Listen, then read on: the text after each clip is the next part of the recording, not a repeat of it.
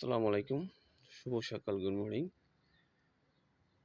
দেখেন এটা একদম সকালবেলা আজকে শনিবারে সৌদি আরবের সরকারি প্রতিষ্ঠান সবগুলো বন্ধ। সেজন্য গাড়িগুলো খুবই কম। দোকানে মানে বন্ধ। দেখেন হালকা পাতলা গাড়ি চলতেছে।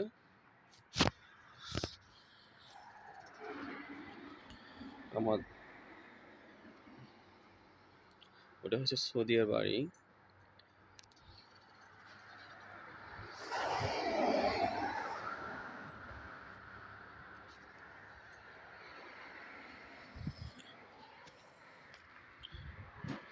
এটা হচ্ছে আমার দোকান।